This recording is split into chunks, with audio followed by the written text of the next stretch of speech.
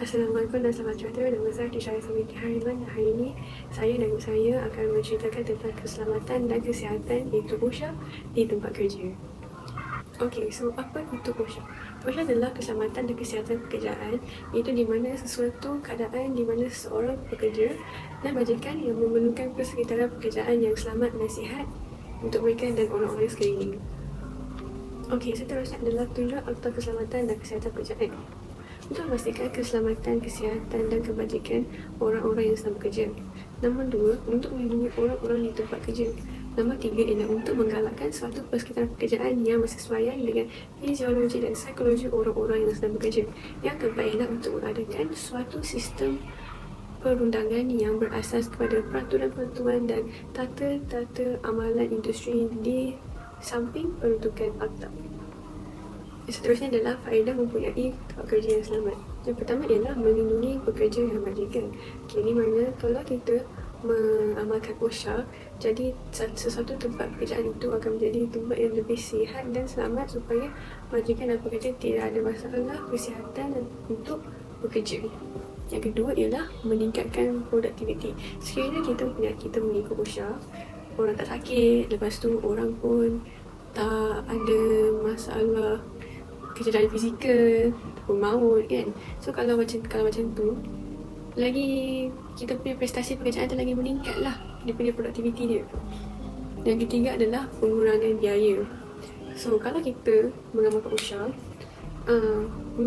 kalau kita mengamalkan OSHA tempat yang selamat untuk bekerja, kita tidak akan mengeluarkan lebih wang untuk merawat seseorang yang sakit secara fizikal, mental ataupun secara kesihatan. So kalau semua orang sihat, tidak perlulah macam saman pun tak, orang pun tak kena saman kalau tempat tu tidak selamat. Kalau memang selamat, memang kuranglah biayaan dia. Yang keempat ialah peningkatan hubungan pekerja dan majikan. Sekiranya tempat kerja itu selamat secara kesihatan dan keselamatan, keakraban pekerja dan majikan itu akan menjadi lebih rapat lah. So sekiranya kalau majikan pun layan pekerja macam hamba pun tak boleh juga, dia akan dapat lagi pekerja yang kurang, dia pun akan berhenti kerja. Ataupun pekerja pun sama juga tidak boleh melakukan benda yang bahaya kepada majikan. So kalau bila bayar majikan akan memberhentikan kami. So kalau kita melawan OSHA, memang confirm peningkatan hubungan pekerja dan majikan tu akan jadi lebih tinggi. Nombor 5 adalah kesejahteraan psikologi. Sekiranya tempat pun selamat, tidak bahaya kepada kesihatan, orang pun tidak akan fikir perkara bahaya yang akan berlaku pada mereka. So secara psikologi, memang seseorang itu akan rasa tempat tu selamatlah dan mereka tidak akan risau tentang apa yang berlaku.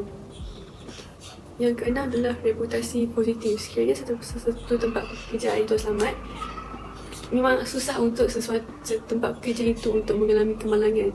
So sekiranya tidak ada kemalangan berlaku, tidak ada orang komplain pasal kesihatan diri itu tidak elok, dan tempat itu orang tak komplain tempat itu tidak selamat, dan reputasi sesuatu tempat kerja itu akan menjadi lebih positif. Okay, seterusnya adalah cara untuk mencegah kemalangan. Yang pertama ialah penempatan standard keselamatan. OSHA menetapkan standard keselamatan yang harus diikuti oleh syarikat dan tempat kerja untuk mencegah risiko dan bahaya tertentu. Yang kedua ialah inspeksi rutin. OSHA juga akan, sekiranya tempat itu mengamalkan OSHA, mereka akan melakukan inspeksi rutin di tempat kerja untuk memastikan bahawa syarikat mematuhi standard keselamatan yang telah ditetapkan. Yang ketiga ialah pengawasan dan penegakan. Sekiranya sesuatu tempat kerja itu mengamalkan OSHA, ia akan melalui penegakan undang-undang yang boleh memberikan sanksi atau denda kepada syarikat yang melanggar standard keselamatan untuk memberikan insentif untuk mereka untuk mematuhi OSHA. Yang keempat ialah latihan keselamatan. OSHA menyediakan panduan dan sumber daya untuk latihan keselamatan guna meningkatkan pemahaman pekerja tentang risiko dan cara menguruskannya. Nombor 5 ialah pelaporan kemalangan. OSHA mengharuskan pelaporan kemalangan pekerja yang membantu dalam mengenal pasti punca dan pencegahan kejadian serupa di masa hadapan. Yang keenam ialah promosi kesihatan dan keselamatan. OSHA terlibat dalam kempen dan program untuk meningkatkan kesedaran pekerja dan majikan tentang kepentingan keselamatan dan kesihatan di tempat kerja. Yang ketujuh ialah penyediaan sumber daya. OSHA menyediakan sumber daya panduan dan garis panduan untuk membantu syarikat mengimplementasikan amalan keselamatan yang berkesan. Dan yang terakhir ialah kolaborasi dengan pihak berkaitan. OSHA bekerjasama dengan pihak berkaitan termasuk majikan, pekerja dan perusahaan industri untuk mencipta persekitaran kerja yang lebih selamat.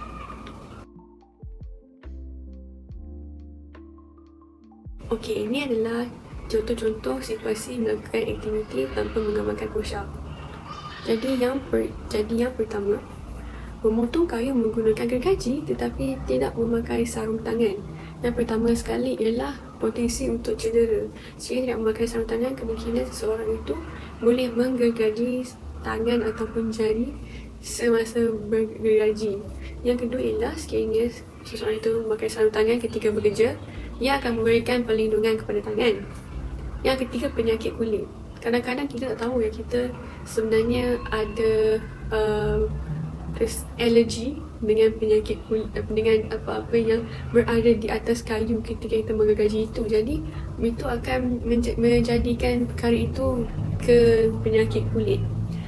Ataupun di atas kayu tu ada hama, mungkin ada hama ataupun ada selumbar yang akan tercucuk di tangan. Jadi benda tu boleh jadikan kita memberi efek kulit. Yang seterusnya ialah kontrol yang lebih baik. Sekiranya kita menggunakan sarung tangan masa kita gaji tu kan, kalau kita tak guna sarung tangan, kemungkinan tangan kita akan berpeluh. Jadi ia akan jadi basah dan menyusahkan kita untuk licin untuk kita buat kerja kita. Jadi kalau kita sarung tangan, ia akan memberi kita grip yang lebih bagus lah. So kita takkan tergelincir ketika kita menggaji sesuatu. Yang terakhir ialah kepatuhan keselamatan. So kalau kita pakai sarung tangan, kita akan mematuhi standard OSHA. Jadi bila kita mematuhi standard OSHA, keselamatan dan kesihatan akan terjamin. Seterusnya, situasi kedua ialah membuat kerja elektrikal tetapi tidak menggunakan peralatan yang sesuai. Yang pertama ialah kecederaan elektrikal. Sekiranya seseorang itu membuat pekerjaan elektrik tapi tidak menggunakan peralatan yang sesuai, ia akan menyebabkan seseorang itu kena short ke ataupun kena rejatan elektrik. Itu yang kita tidak mahulah. Yang kedua ialah kebakaran. Sekiranya seorang itu menggunakan peralatan yang tidak sesuai ataupun buat kecuaian apabila membuat kerja elektrikal, kebakaran mungkin boleh berlaku. Contohnya kita buat sesuatu itu tapi kita tidak tahu betul-betul benda itu boleh meletup ke tidak. Kalau meletup boleh kebakaran. Yang ketiga ialah kerosakkan peralatan. Sekiranya kita menggunakan peralatan yang salah ke alat yang salah, kita akan merosakkan peralatan tersebut. Yang keempat ialah tidak efektif dan tidak efisien.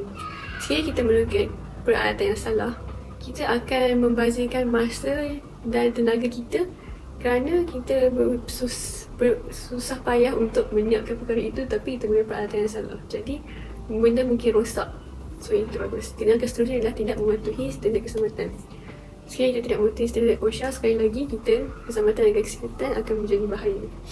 Terus ialah risiko kesihatan. So sekiranya kita tidak buat kerja yang betul-betul, kemungkinan risiko kita untuk kena rejatan elektrik itulah tinggi. Yang seterusnya ialah risiko letupan. Seperti tadi, kebakaran dan letupan boleh berlaku. Dan akhir sekali ialah pelanggaran undang-undang. So sekiranya satu company itu tidak mengikut standard OSHA ataupun seorang tidak mengikut standard OSHA, kemungkinan mereka akan kena denda kerana itu adalah satu pelanggaran undang-undang. Situasi yang terakhir adalah bekerja di jalan utama tanpa menggunakan vest pantulan cahaya. Yang pertama sekali ialah tidak terlihat oleh pengemudi. So sekiranya apabila kita nak pemandu ataupun seorang di jalan raya, kemungkinan kita boleh menjadi risiko kemalangan juga lah. Seperti yang nombor 2, sekiranya kita tak memakai vest pantulan, orang takkan nampak kita. So bila orang takkan nampak kita risiko itu kita untuk mengalami kemalangan adalah sangat tinggi. Jadi sebabkan malam gelap, so orang tak nampak kalau kita tak pakai vest pantulan cahaya. Dan ketiga ialah tidak mematuhi persyaratan keselamatan. So let's say kita buat pekerjaan di atas jalan kan, kita membentukkan jalan tapi kita tak pakai vest pantulan. So lain sekali itu adalah satu pelanggaran undang-undang OSHA lah. So maksudnya kita mungkin akan dikenakan denda. Jadi kita tak nak kena denda kan. So pakailah vest pantulan. Ketiga bekerja malam-malam. Yang keempat ialah tidak aman di tempat kerja. ia akan jadi tidak aman kerana sekiranya seorang itu tidak menggunakan sepatu cahaya, kemungkinan seorang itu akan mencedera ke, risiko untuk kena langgar ke. So itu akan membuat sebuah tempat kerja itu tidak aman. Dan seterusnya ialah langkah-langkah keselamatan di tempat kerja. Yang pertama ialah sentiasa waspada. Janganlah cuai. Kalau cuai, kemungkinan risiko untuk mengalami kemalangan itu adalah tinggi. Yang kedua ialah mematuhi undang-undang dan peraturan keselamatan, termasuk papan tulis keselamatan. So, sekiranya kita tidak mematuhi peraturan yang dibuat itu, ada sebab kenapa kita kena ikut. Sekiranya kita tidak ikut, masalah akan berlaku. Yang ketiga ialah mematuhi segala arahan daripada buku panduan keselamatan. Itu pun sekiranya kita tidak mematuhi, memang risiko kemalangan itu akan jadi tinggi. Keselamatan dan kesihatan pun akan jadi masalah. Jadi kalau kita tak mengikut langkah-langkah tersebut, jadi sekiranya kita mengikut langkah tersebut, memang kita akan terjamin selamat. Yang terakhir ialah jangan melampaui apa-apa langkah daripada prosedur bekerja yang selamat. So sekiranya kita melangkaui apa-apa langkah daripada prosedur bekerja, kadang-kadang manusia mereka nak cepat, jadi mereka maksudkan bahawa ada benda lain yang kita boleh buat dan mendapatkan output yang sama. Jadi kalau sekiranya kita tapi langkah-langkah itu ada dengan sebabnya. So sekiranya kita melangkaui langkah tersebut, kemungkinan kerja kita tidak siap, kita pun sakit. So kita kena ikut OSHA. Okey, apakah tanggungjawab kita sebagai pekerja dalam OSHA? Jadi yang pertama, perhatian yang munasabah bagi menjaga keselamatan diri dia dan orang lain semasa bekerja. So kita as a pekerja, kita kena berwaspada dengan sekeliling untuk menjaga keselamatan diri. Dan kalau kita ni kita kena jadi seorang yang perhatian untuk melihat orang lain sama. Yang kedua ialah bekerjasama serta mematuhi semua arahan majikan. Kita ni pekerja adalah di bawah majikan. Jadi kalau kita tak mematuhi arahan majikan, kemungkinan risiko kita untuk ada kemalangan itu adalah tinggi, ataupun risiko untuk bekerja pun tak tinggi juga. Jadi patutlah arahan majikan. Kalau majikan suruh ikut OSHA, kena ikut OSHA. Yang ketiga adalah perlu mematuhi arahan berkaitan keselamatan dan kesihatan di tempat kerja. Patuhi OSHA. Yang keempat ialah perlu menggunakan semua kelengkapan dan peralatan perlindungan diri yang dibekalkan. Okey, kalau kita buat kerja, kadang-kadang diri tu rasa rimas untuk tak pakai safety boots ke, ataupun pakai safety suit. Itu akan menjadi satu masalah lah. Ada sebab kenapa seorang tu perlu pakai safety suit, safety boot ketika berada di sesuatu kawasan yang perlu pakai. Jadi kita harus pakai kelengkapan dan peralatan perlindungan itu supaya kita akan rasa diri akan selamat. Yang terakhir ialah pekerja tidak merosakkan semua kelengkapan dan peralatan yang disediakan oleh majikan. Kita as tanggungjawab pekerja pun perlu ada OSHA, perlu ada ethics. Ethics kita adalah untuk tidak menyusahkan orang dan menyusahkan diri di sebuah tempat kerja. Jadi kalau kita tak apply semua ethics ni, susahlah kita akan jadi pekerja yang tidak bertanggungjawab lah. Kita akan merosakkan kelengkapan, kita akan sakit sebab kita tidak guna kelengkapan tersebut. Jadi oleh kerana itu, sebagai pekerja kita harus mengamalkan OSHA supaya tanggungjawab kita, amanah kita sebagai pekerja itu kita tidak akan jadi seorang yang tidak bertanggungjawab. Seterusnya adalah peranan majikan. Majikan juga ada peranan dalam OSHA. Yang pertama ialah majikan perlu ada pengalaman tentang aspek keselamatan, kesihatan pekerjaan serta mampu memantau aktiviti yang dijalankan. Kita sebagai majikan tidak boleh lepas tangan kerja kepada pekerja. Ya, betul, kita memberi kerja kepada pekerja, tetapi kita juga harus pantau cara pekerja melakukan kerja. So sekiranya mereka tidak mengikut OSHA, kita kemungkinan akan didenda disebabkan kita tidak mengikut akta tersebut, atau sesuatu kemalangan akan berlaku, ataupun pekerja itu dia tidak boleh buat kerja itu kerana dia mempunyai alergi. Itu akan menggunakan masalah kesihatan juga. Jadi kita sebagai majikan, kita kena pantau. Yang kedua adalah dalam Seksyen 15 Akta Keselamatan dan Kesihatan Pekerjaan, iaitu OSHA, yang menyatakan bahawa kewajipan majikan dan serta orang yang bekerja sendiri untuk memastikan setakat yang praktik keselamatan dan kebajikan semua pekerjanya dan orang yang semasa bekerja. Seperti yang saya beritahu tadi, kita harus pantau supaya kita sebagai majikan atau majikan harus pantau supaya bekerja dalam keadaan selamat dan sihat. Sebab itu kita kena praktikkan OSHA dalam kehidupan kita. Seterusnya ialah prosedur keselamatan di tempat kerja. Yang pertama, housekeeping yang baik, iaitu tersusun rapi dan selamat. Yang kedua ialah sediakan mesin kawalan tetap, iaitu sistem yang selamat antara operator dan mesin. Yang ketiga adalah gunakan alatan sesuai agar dapat mengelakkan penggunaan tangan dalam kawasan bahaya. Yang keempat ialah gunakan peralatan amaran, penunjuk cahaya atau signal untuk beri amaran tentang bahaya. Yang kelima ialah sistem kuasa dikunci penguncian, iaitu dilakukan oleh pembantu koordinator pembaikan atau projek penyelenggaraan. Yang keenam ialah topi keledar, boot keselamatan, cermin mata, sarung tangan dan tali pinggang, iaitu untuk lindungi risiko semasa bekerja. Yang terakhir ialah perlindungan kebakaran, pendanaan peralatan dan pengetahuan asas pada setiap pekerja dan majikan.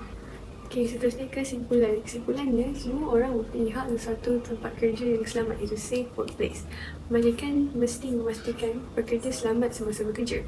Anda juga mempunyai tanggungjawab terhadap keselamatan diri sendiri.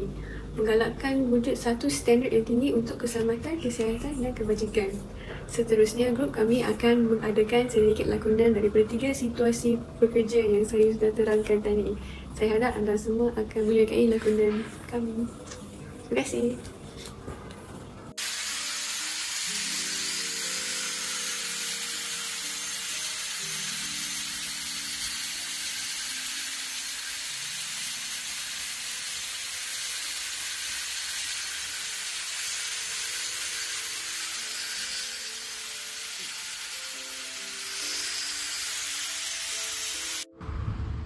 Okey. Ini merupakan contoh situasi di mana jika tidak mengamalkan OSHA di tempat kerja. Situasi pertama, apabila memotong besi, langkah-langkah keselamatan berikut merupakan antara yang penting untuk diamalkan. Yang pertama, alat keselamatan. Pastikan untuk memakai alat keselamatan seperti kacamata, topeng muka, sarung tangan tahan api dan pakaian pelindung yang sesuai. Yang kedua, lokasi kerja yang selamat. Pastikan lokasi kerja bersih daripada bahan mudah terbakar atau bahan bahaya lainnya. Pastikan juga ada ventilasi yang baik untuk mengelakkan penumpukan gas. Yang ketiga, alat pemotong yang betul. Gunakan alat pemotong yang sesuai untuk jenis besi yang akan dipotong dan pastikan ia berfungsi dengan betul. Dan yang terakhir, pendidikan dan latihan. Pastikan individu yang memotong besi memahami prosedur yang keselamatan dan mempunyai latihan yang mencukupi dalam menggunakan alat pemotong. Contohnya seperti grinder dan lain-lain.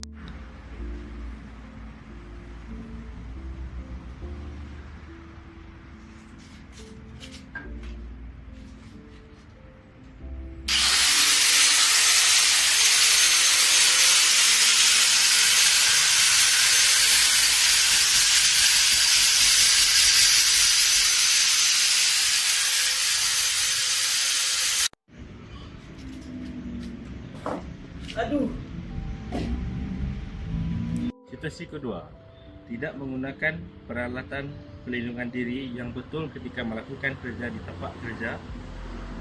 Situasi ini adalah sangat penting kerana pertama, perlindungan keselamatan individu. PPE memberikan perlindungan langsung kepada individu daripada kecederaan atau risiko kesihatan semasa menjalankan tugas di tempat kerja. Yang kedua adalah untuk pencegahan kecederaan. PPE dapat membantu mencegah kecederaan seperti luka bakar, kecederaan mata, kecederaan kepala dan lain-lain yang mungkin timbul semasa bekerja. Yang ketiga adalah kepatuhan terhadap undang-undang. Memakai PPE sesuai dengan jenis pekerjaan dan risiko di tempat kerja, membantu mematuhi peraturan dan undang-undang keselamatan dan kesihatan pekerjaan. Dengan yang seterusnya adalah perlindungan terhadap bahan kimia. Memakai PPE khusus seperti sarung tangan tahan kimia,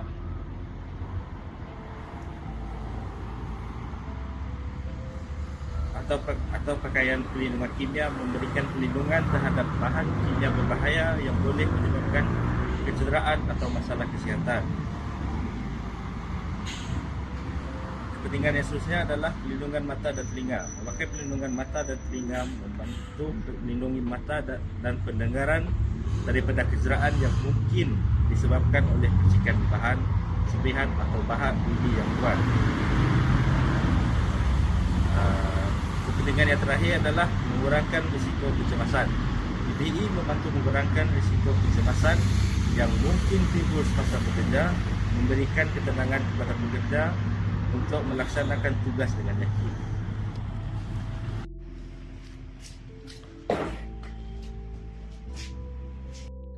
Salam sejahtera, nama saya Kevin.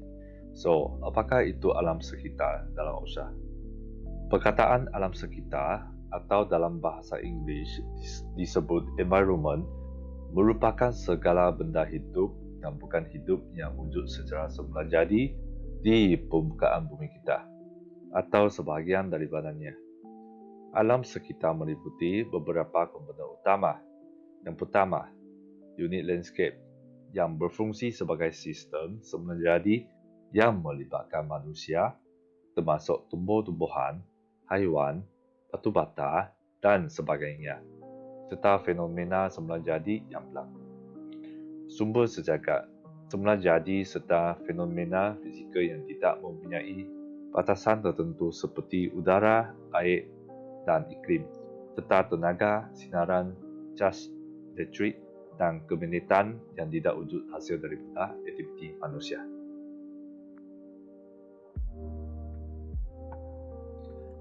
Kepentingan alam sekitar. Alam sekitar memainkan peranan penting dalam kehidupan manusia. Flora dan fauna sangat penting dalam usaha mewujudkan persekitaran yang selamat bagi kehidupan manusia.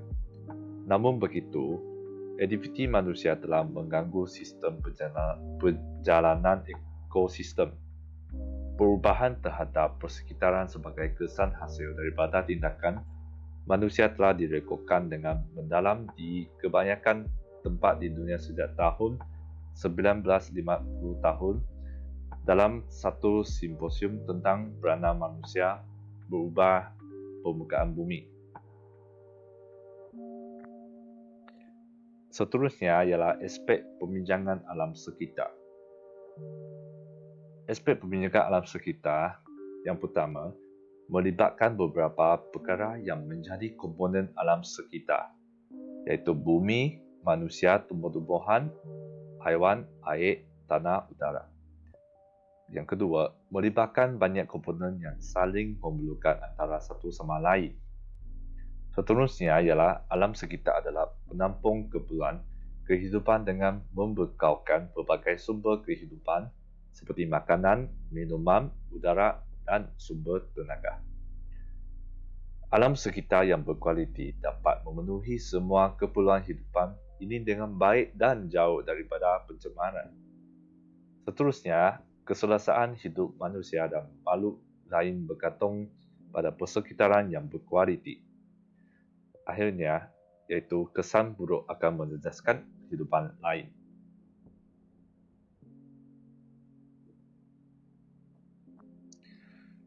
Seterusnya adalah video demo puncak aktiviti manusia yang menjejaskan alam sekitar kita seperti pembakaran terbuka, pembuangan sampah merata-rata dan langkah macam mana untuk menyelesaikan masalah tersebut.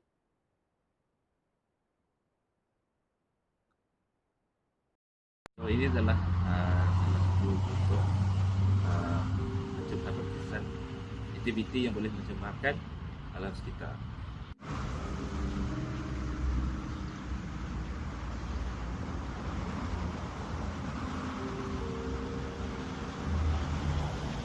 Okay.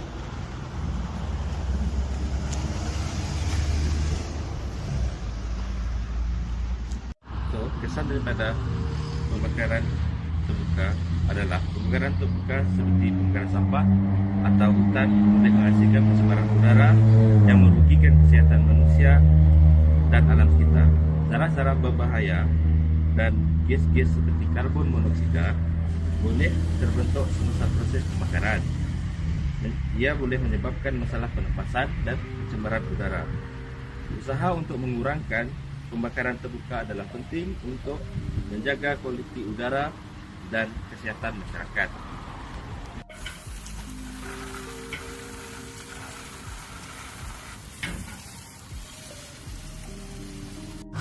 Berikut adalah antara langkah yang bagi mengurangi pembakaran terbuka. Langkah pertama adalah pendidikan masyarakat. Tingkatkan kesedaran masyarakat mengenai bahayanya pembakaran terbuka dan galakkan amalan pembuangan sampah yang betul.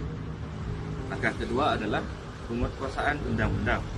Tingkatkan pemantauan dan penguatkuasaan undang-undang berkaitan pembakaran terbuka untuk memastikan kepatuhan dan pemeliharaan masyarakat.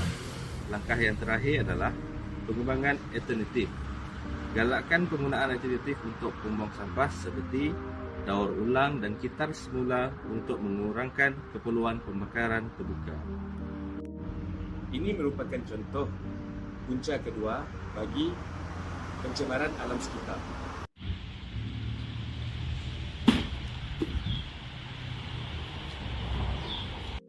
Antara kesan bagi pembuangan sampah merata-rata adalah ia boleh memberi kesan negatif kepada alam sekitar dan masyarakat. Ini termasuk pencemaran tanah dan air. Sampah yang dibuang merata-rata dapat mencemari tanah dan air, mempengaruhi kesuburan tanah dan kualiti air serta mengancam sumber air minum. Bahaya kesihatan yang menyebabkan pembuangan sampah ini boleh tidak bertawan, boleh mengakibatkan penularan penyakit melalui air yang tercemar atau pembiakan vektor penyakit seperti nyamuk. Selain itu, ia juga menyebabkan kerosakan habitat. Pembuangan sampah merata-rata dapat merosakkan habitat alam sekitar, mempengaruhi ekosistem dan kehidupan liar. Selain itu, ia juga menyebabkan ketidakseimbangan dalam biodiversiti. Seterusnya, peningkatan risiko banjir. Ia disebabkan oleh pembuangan sampah merata-rata yang menyebabkan saluran air tersumbat sistem salirannya, dan ini akan meningkatkan risiko banjir apabila hujan yang berterusan.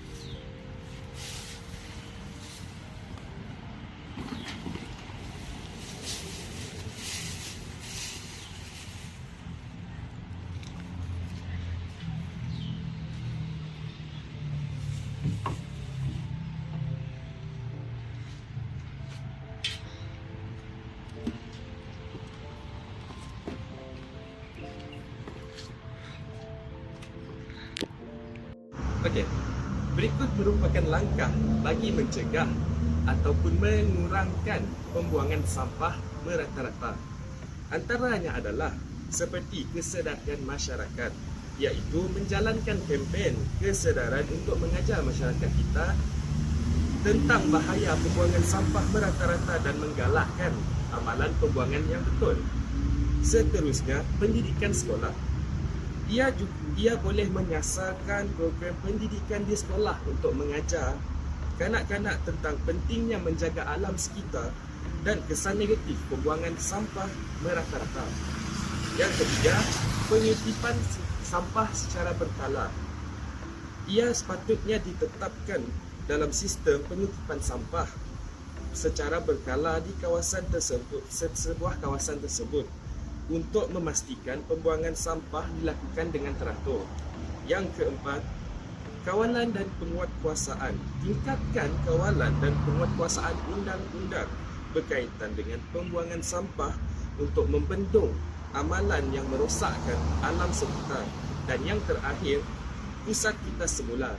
Pusat kita semula ini seharusnya diwujudkan bagi meningkatkan kesedaran masyarakat tentang 3R, iaitu reuse, reduce dan recycle, di mana ia mampu untuk mendorong pengumpulan dan pemprosesan bahan kita semula secara berkesan. Itu saja. Rumusan daripada keseluruhan video demo tersebut, yang pertama adalah OSHA di tempat kerja. Situasi-situasi tersebut menunjukkan pelanggaran keselamatan dan kecuaian dalam penggunaan peralatan pelindungi diri PPE serta amalan yang betul semasa melakukan tugas-tugas tertentu di tempat kerja atau tempat projek. Ketidaktelitian dalam mengambil langkah-langkah keselamatan boleh membahayakan keselamatan individu dan menyebabkan risiko pencederaan. Contoh pertama iaitu penggunaan grinder tanpa sarung tangan. Masa memotong kayu menggunakan grinder tanpa sarung tangan meningkatkan risiko terkena serpihan kayu yang tajam dan bahaya daripada grinder itu sendiri. Penggunaan sarung tangan adalah penting untuk melindungi tangan daripada kecederaan semasa menggunakan peralatan berkuasa. Contoh kedua iaitu kerja elektrik tanpa menggunakan tools yang betul. Melakukan kerja elektrik tanpa menggunakan tools yang sesuai meningkatkan risiko kejutan elektrik atau kecederaan daripada aliran elektrik yang tidak terkawal. Penggunaan tools yang betul dan alat pelindungi adalah penting untuk keselamatan semasa melakukan kerja elektrik. Contoh ketiga iaitu kerja di jalan utama tanpa ves pantulan cahaya. Semasa melakukan kerja di jalan utama tanpa menggunakan safety vest pantulan cahaya, meningkatkan risiko kemalangan akibat kurangnya kebolehan pekerja oleh pemandu kenderaan yang melalui kawasan tersebut. Safety vest pantulan cahaya adalah penting untuk keselamatan pekerja semasa bekerja di kawasan yang berbahaya seperti jalan raya. Contoh keempat iaitu tidak menggunakan PPE yang betul di tapak projek. Pergi ke tapak projek tanpa menggunakan PPE yang betul seperti helmet keselamatan, rompi berkenal atau sepatu keselamatan meningkatkan risiko kecederaan daripada kemalangan di tapak projek. Pematuhan kepada PPE yang betul adalah penting bagi keselamatan individu semasa berada di tapak projek.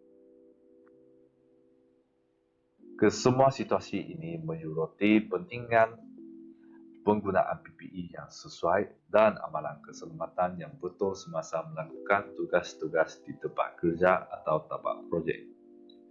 Kecuaian dalam aspek keselamatan ini boleh membahayakan keselamatan individu dan mengakibatkan risiko kecederaan yang tidak diingini.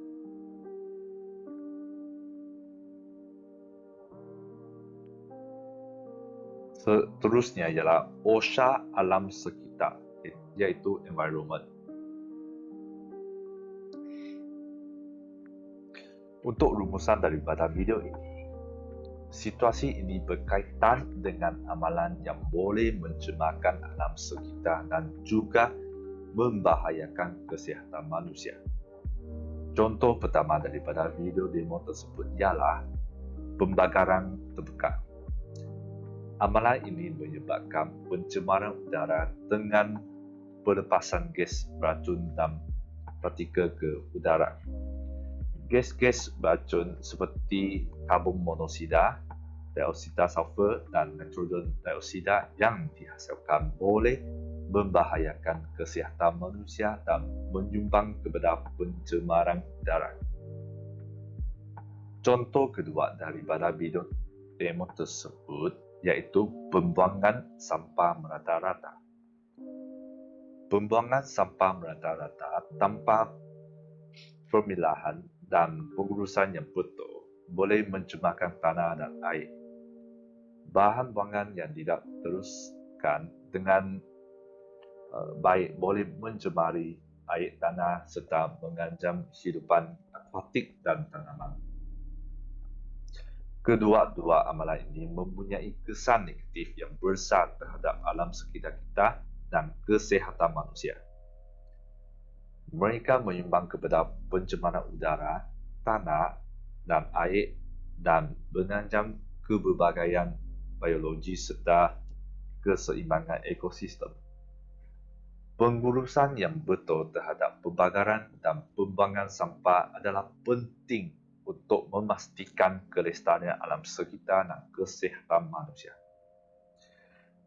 Itu sahaja pemandangan daripada kumpulan kami. Sekian, terima kasih.